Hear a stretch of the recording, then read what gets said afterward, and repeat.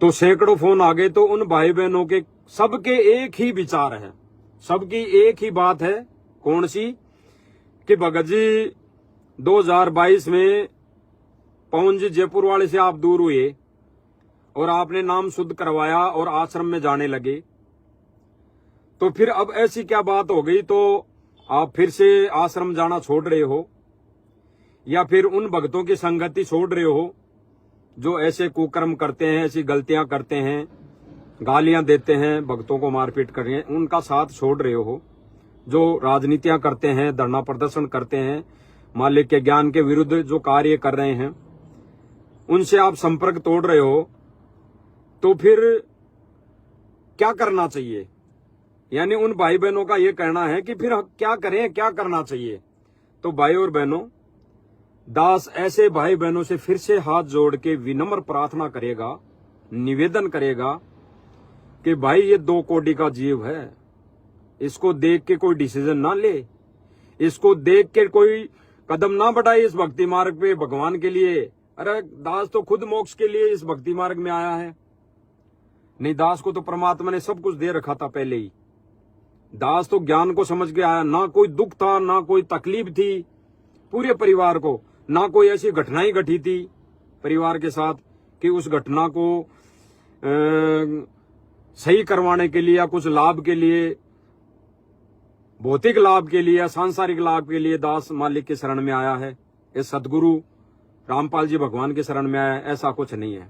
दास तो ज्ञान को समझा, उस ज्ञान में लगा कि यहाँ पे आत्मा का मोक्ष होगा, आत्म कल्याण होगा। तो दास इसलिए मालिक की दया से गुरु जी की शरण में आया था, अपने मोक्ष के लिए, अपने आत्म कल्याण के लिए, यानी खुद का डिसीजन। उस दास ने नाम लिया था मालिक की दया से, तब भी खुद का पर्सनल डिसीजन था।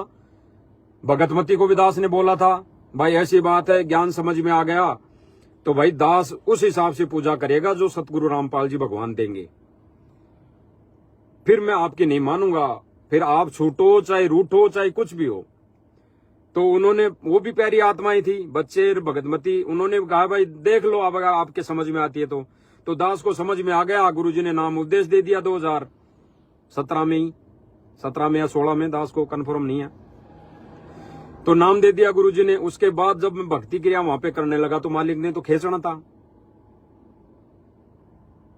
मालिक ने तो अपने कोयल के बच्चों को खींचना था, तो उनको भी प्रेरणा की, तो सारे भगत बन गए। यानी सांसारिक तौर पे जो बच्चे हैं, भगतमती है, उनको भी परमात्मा ने प्रेरणा कर दी, तो वो भी शरण में आ गए। तो दास ने आत्म कल्याण में किसी की कोई परमिशन नहीं ली।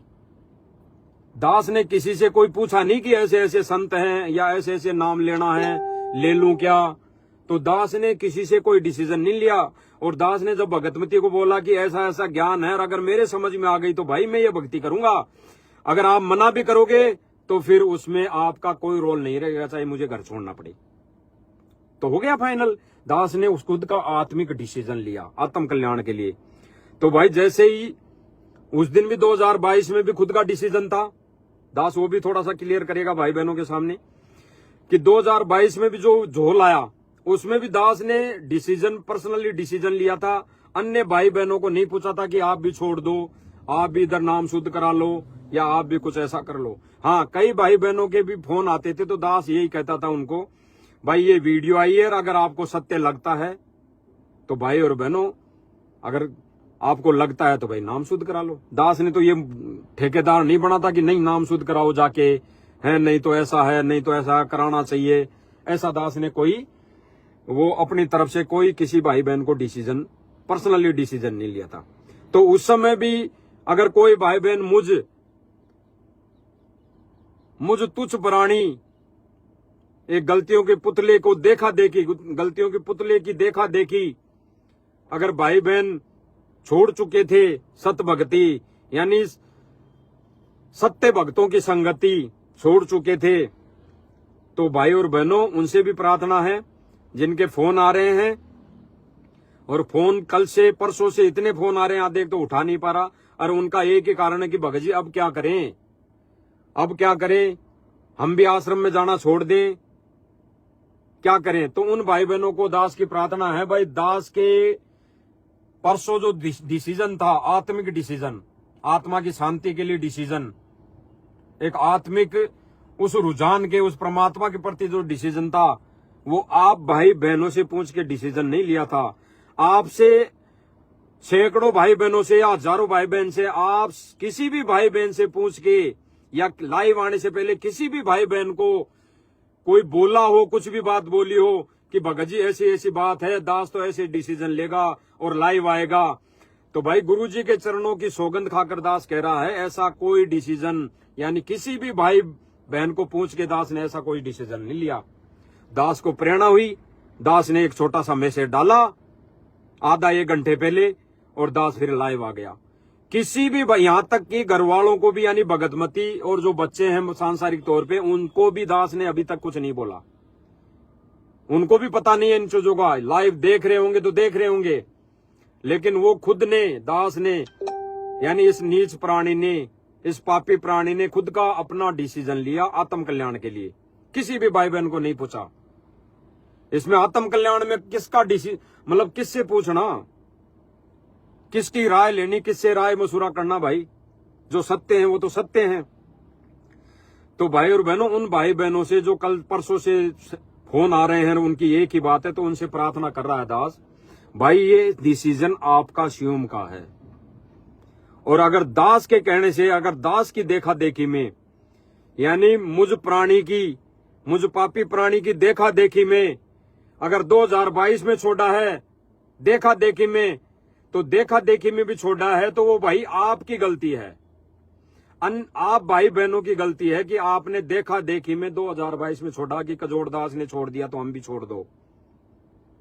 कजोड़ दास ने छोड़ दिया तो कजोड़ दास सही है, आप भी छोड़ दो। दास किस हद तक, किस जगह, किस कामों में सही है, उस पर निर्णय करता है। दास सत्य पर सही था। कोई भाई बहन गलत शब्दों का प्रयोग करता था तो दास उसके लिए, उसके विरोध में था, उसके विपक्ष में था कि भाई ऐसे शब्दों का प्रयोग ना करके अच्छे शब्दों का भी प्रयोग किया जा सकता है, तो उसके विपक्ष में था।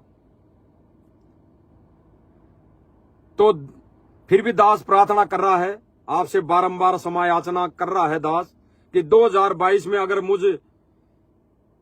मुझ दास की देखा देखी में अगर आपने उन चीजों को छोड़ दिया, सत्य भक्ति को, सत्य भक्तों की संगति को, तो भाई वो आपकी कमजोरी थी। फिर भी दास उसके लिए प्रार्थना, आपसे माफी मांग रहा है।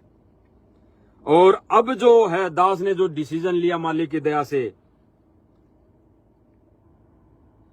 जो भी आत्मिक डिसीजन लिया कि मुझे सत्य भक्तों की संगति करनी है, साध संगति करनी है, और साध संगति का मतलब ही होता है कि सत्य संगति।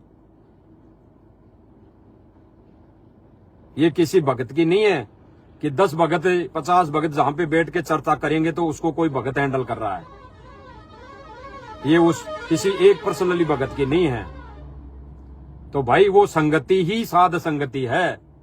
अगर जो भगत मिलकर परमात्मा की चर्चा कर रहे हैं, बैठ के परमात्मा को रिझा रहे हैं, परमात्मा का गुणगान कर रहे हैं, न परमात्मा की महिमा कर रहे हैं, महिमा गा रहे हैं, तो वो ही साध संगति है। और जहां बैठ के राजनीति की बातें होती है, जहां बैठ के धरना प्रदर्शनों की बातें होती है, जहां बैठ के फिल्में देखी जाती है, जहां बैठ के मोबाइल देखा जाता है, उसमें गेम खेला जाता है, जहां बैठ के परमात्मा की चर्चा हो रही हो और सो रहे हो आधे भगत, परमात्मा सत्संग कर रहे हो एलईडी पे, फिर भगत सो रहे हो, तो वो साध संगति नहीं है। वो तो केवल देखा देखी है। वो तो देखा देखी में भीड़ है, ये मान लो आप तो सीधा सा कि वो तो देखा देखी में है कि लाखों भगत आ रहे, तो भाई सही है सारा सब कुछ, बस बिल्कुल सत्य है, ऐसा वो मानकर चल रहे हैं। लेकिन जहां पे बैठ के चाहे 2 भगत बैठे हो, चाहे 1000 बैठे हो, उस परमेश्वर की यानी गुरुदेव भगवान की, सतगुरु रामपाल जी भगवान की चर्चा हो रही हो, उसका गुणगान हो रहा हो, उसको रिझाने की बात हो रही हो, वो कैसे खुश होगा वो बातें हो रही हो, चर्चा हो रही हो, आपस में भगत भाई बहनों के समक्ष आपस में भगत भाई बहन यही चर्चा कर रहे हो, सांसारिक चीजें भूल कर, हर प्रकार की गतिविधि भूल कर वो ही चीजें हो रही हो, सतगुरु रामपाल जी भगवान को याद किया जा रहा हो, वो है साध संगति, सत्य संगति। तो भाई उस साध संगति का संग करने के लिए दास ने परसों निवेदन प्रार्थना कर दी थी सब भाई बहनों से, और ये भी बोला था उसमें कि भाई और बहनों ये दास का आत्मिक डिसीजन है, पर्सनल डिसीजन है। ये किसी भाई बहन को पूछ के दास ने डिसीजन नहीं लिया और नहीं लेगा इस मामले में, क्योंकि आत्म कल्याण है, सर्वप्रथम आत्म कल्याण है और फिर परमार्थ है। तो उस दिन आत्म कल्याण का डिसीजन था और आज जो वीडियो आ रही है परमार्थ के लिए है। अब आगे जो भी वीडियो आएगी वो भाई बहनों के लिए परमार्थ के लिए होगी। परमार्थ के लिए ऐसा है कि गुरुजी ने जो विधान बताया, जो ज्ञान दिया, उसके अकॉर्डिंग लाइव आएंगे। मानो तो ठीक, विचार करना आपका उस पर कर्तव्य बनता है, नीर खीर का निवेरा करने का कर्तव्य बनता है, सत्य क्या है उस पर आपको अमल करने का कर्तव्य बनता है। तो ये आपका कर्तव्य है। तो भाई और बहनों, दास परसों लाइव आया था, उसके बाद सैकड़ों भाई बहनों के जो फोन आ रहा है, उन भाई बहनों को दास ने सोचा भाई क्यों ना भगत भाइयों के फोन आते रहेंगे, शाम तक किसी का फोन नहीं उठाएंगे तो वो ऐसा सोचेंगे भाई क्या पता क्यों नहीं फोन उठा रहा है। तो दास ने सोचा मालिक की दया से क्यों ना एक बार लाइव आके ही बता दिया जाए, तो ये फोन आने की समस्या कम हो जाएगी। आएंगे फोन तो फिर भी, लेकिन ये जहां तक है 80-90% कम हो जाएगी। तो दास तो उन भाई बहनों से प्रार्थना करेगा, भाई और बहनों सैकड़ों हों या हजारों हों, 2022 में जो दास की देखा देखी सत्संगति साथ संगति को छोड़ चुके थे, तो उन भाई बहनों से आज प्रार्थना है, दास की विनम्र प्रार्थना है। और दास बारंबार माफी मांगते हुए प्रार्थना कर रहा है भाई अब आगे का डिसीजन जो है, आत्मिक डिसीजन आप और भाई बहनों का, वो आपने खुद ने लेना है, दास को फोन करके नहीं लेना है और दास की देखा देखी नहीं करनी है भाई और बहनों। और जो देखा देखी करेगा या दास को पूछ के डिसीजन लेगा, वो भाई कमजोरी आपकी रहेगी। और दास को फोन कर दोगे, पूछोगे, कहोगे तो भी दास आपको ये डिसीजन नहीं देगा भाई आप भैया और साथ संगति से जुड़ जाओ। ये आपने निर्णय करना है कि सही क्या है, गलत क्या है, फिर आपको चलना है उस मार्ग पे, इतनी बात है। और जुड़ने वाली तो कोई बात ही नहीं है। जुड़ना तो परमेश्वर से है, परमात्मा से है, परमात्मा के मिशन से जुड़ना है। यानी मिशन कौन सा? सत्य मिशन। और संगति, साध संगति किसकी करनी है? सच्चे भक्तों की। इतनी बात है। तो भाई और बहनों, दास की प्रार्थना है, बिल्कुल प्रार्थना हाथ जोड़ के। फिर दास बार बार कहेगा कि दास बारंबार आपसे क्षमा प्रार्थी है, और क्षमा प्रार्थी माफी मांगते हुए दास फिर निवेदन प्रार्थना कर रहा है भाई दास को फोन करने की बजाय अपना स्वयं का जो डिसीजन है, आत्मिक डिसीजन आत्म कल्याण के लिए, वो आप स्वयं लो, आप खुद लो। और दास को फोन करके आप ये चीजें पूछ रहे हो तो ये आपकी कमजोरी है। ना कोई दास कोई ऐसा डिसीजन आप लोगों को देगा, क्योंकि ये स्वयं का आत्म कल्याण का मार्ग है। अगर अब भी हम ये देखा देखी में और ये किसी को पूछ के करेंगे कि भगत जी सही क्या है, गलत क्या है, उनका क्या करना है। कई ऐसे भक्तों के फोन आए जिन्होंने नाम शुद्ध करवा लिया, आश्रम में भी जा रहे हैं, उनके साथ ऐसी घटनाएं घटी। कल एक फोन आया था, ऐसी घटनाएं घट रही है कि उनको मतलब आर्थिक स्थिति ऐसे डाउन हो गई, ऐसे कमजोर हो गई, ऐसी स्थिति हो गई कि उनको 2 वक्त की, यानी ये सोच लो कि पानी तक नसीब नहीं है। ऐसी स्थिति हो गई, ऐसी स्थिति हो गई, ऐसे फोन आ रहे हैं।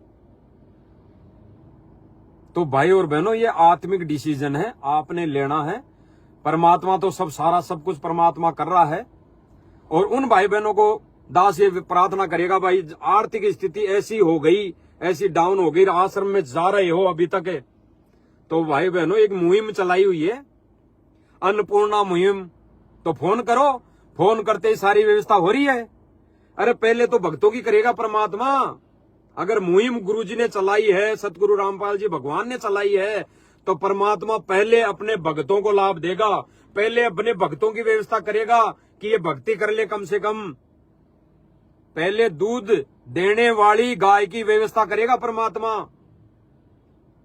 और अगर भगत भी कोई किसी की मदद कर रहा तो पहले दूध देने वाले गाय को बिलोने खिलाने पड़ेंगे, हैं, खड़ खिलानी पड़ेगी जब वो दूध देगी। और जब दूध ही नहीं दे रही कोई गाय, उसको हम ज्यादा बिलोने वो खिलाएंगे पौष्टिक आहार, तो उससे क्या लाभ होगा? उससे उतना ही लाभ होगा जिसका लाभ कुछ पुण्य हमारे को मिल जाएगा। बाकी वो जो लाभ है, दूध देने वाली गाय कौन सी? संत भगत। उनको अगर उनकी व्यवस्था, उनकी मदद होगी, उनकी मदद परमात्मा किसी को माध्यम बना के करवाएगा, तो उसको उसके प्रतिफल में कितना दूध मिलेगा उस भगत को, जिसको परमात्मा निमित्त बनाएगा। तो भाई बहनों, उनसे दास की प्रार्थना है, फोन करो। मकान तक बन रहे हैं, दास विरोध नहीं कर रहा किसी चीज का। अगर सतगुरु रामपाल जी भगवान ने मुहिम चलाई है तो भाई प्रार्थना लगाओ, मकान भी बनेगा और खाने पीने तक की व्यवस्था होगी। तो भक्तों की क्यों नहीं हो रही भाई? अगर भक्तों की नहीं हो रही तो फिर ये सतगुरु रामपाल जी भगवान ने नहीं चलाई, और भगवान ने चलाई है तो फिर भगत हैं जो सेवादार है वो मन मर्जी कर रहे हैं। वो मन मर्जी कौन सी? उनकी इच्छा है इसका करना है, इसका मकान बनाना है तो बना दिया, उनकी इच्छा करी इसको मदद करनी है, दाल चावल आटा पहुंचाना है तो उसको पहुंचा दिया, उनकी इच्छा है, वो डिक्लेयर कर रहे हैं। फिर वो अपनी मर्जी से डिक्लेयर कर रहे हैं कि इसकी मदद करनी है, इसकी नहीं करनी। कई भक्तों के तो ऐसे फोन आ रहे हैं कि भगत जी हमने फोन किया, हमने मदद तक मांगी कि ऐसे मदद हो जाए, गुरुजी से हमारी प्रार्थना लगा दो, तो वहां से आदेश आया कि गुरुजी का आदेश आया भक्ति करो, हो जाएगा। तो यानी भक्तों के लिए तो ऐसी आदेश गुरुदेव भगवान का। और जो वीडियो में दिखाया जाता है वो कहीं से गरीब नहीं दिखाई दे रहे हैं। गरीब कौन होता है? जिसके हाथ पैर नहीं है, काम धंधा नहीं कर सकता, चल नहीं सकता, वो है गरीब। और जो हट्टा कट्टा है उसकी वीडियो दिखाई जा रही है कि ये गरीब है, इसका 2 मंजिल का मकान बनाया जा रहा है, ये बिल्कुल गरीब है, इसको मदद की जा रही है लाखों रुपए की, 10-20 लाख रुपए की। कौन सा गरीब है भाई वो? उसके हाथ पैर सही सलामत है, उसको ज्ञान गंगा पुस्तक दो और फिर कहो कि ज्ञान गंगा पुस्तक पढ़ और फिर परमात्मा की शरण ग्रहण कर, फिर परमात्मा काम धंधा दिलाएगा, क्योंकि वो करने में सक्षम है, उसके हाथ पैर सही सलामत है। तो जो भगत बेचारा वास्तव में दुखी है, जो गुरुजी के प्रति सब कुछ छोड़ दिया, रिश्तेदारियां छोड़ दी, सब कुछ त्याग दिए, सब रिश्ते नाते तोड़ दिए और गुरुजी के प्रति समर्पित हो गया, और उस भाई बहन को अगर कोई संस्कारवश कोई ऐसी झोल आ गया तो उसमें कौन मदद करेगा भाई? हम भगत भाई बहन ही करेंगे ना। तो ये सतगुरु रामपाल जी भगवान ने अगर मुहिम चलाई है आश्रम वालों के कहे अनुसार, तो भाई फिर मदद होनी चाहिए सबकी।